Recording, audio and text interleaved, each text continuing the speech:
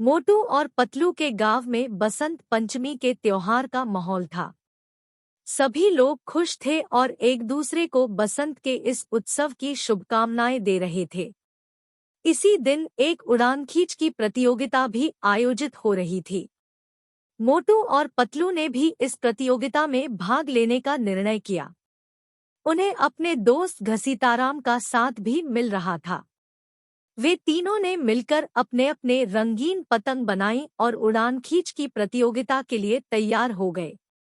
प्रतियोगिता के दिन सभी लोग उड़ान खींच जगह पर एकत्र हो गए। स्थानीय नेता ने प्रतियोगिता का उद्घाटन किया और सभी को उड़ान खींच की शुभकामनाएं दी। प्रतियोगिता की पहली राउंड शुरू हुई और मोटू, पतलू और घसीताराम ने अपनी पतंगों को उड़ाया। सभी की पतंग ऊपर की ओर उड़ गई, लेकिन कुछ पतंग चमकीले और रंगीन थे, जैसे ही कुछ दूसरे नहीं थे। मोटू, पतलू और घसीताराम की पतंगें भी ऊपर की ओर उड़ गई और उन्होंने अद्भुत प्रदर्शन किया। उनकी पतंगें चमकीली और उच्चतम ऊपर उड़ने वाली थी। दूसरे राउंड में प्रतियोगिता की माहौल ने गरमाया। सभी उड़ान खींच के उत्साहित हो रहे थे और अपनी पतंगों को ऊपर उड़ाने के लिए प्रयासरत थे। मोटू, पतलू और घसीताराम ने भी अपनी पतंगों को उड़ाया और यहाँ तक कि उनकी पतंगें पहले से भी बेहतर प्रदर्शन कर रही थी। अंतिम राउंड में मोटू, पतलू और घसीताराम की पतंगें सबसे अच्छी प्रदर्शन कर रही थी। सभी लोग उनके प्रदर्शन को देखकर वाहवाही कर रहे थे।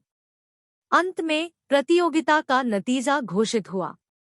मोटू, पतलू और घसीताराम ने तीनों ही प्रतियोगिता में शीर्ष स्थान हासिल किया। सभी उनकी जीत को बधाई देने लगे। मोटू, पतलू और घसीताराम ने एक दूसरे को गले लगाया और खुशी के साथ उन्होंने अपनी जीत का उत्सव मनाया। पतंग उड़ाने की प्रतियोगिता के बाद गांव के लोग और उड़ान खींच उत्सव में भाग लेने वाले लोगों के बीच आनंद और उत्साह का माहौल छाया रहा।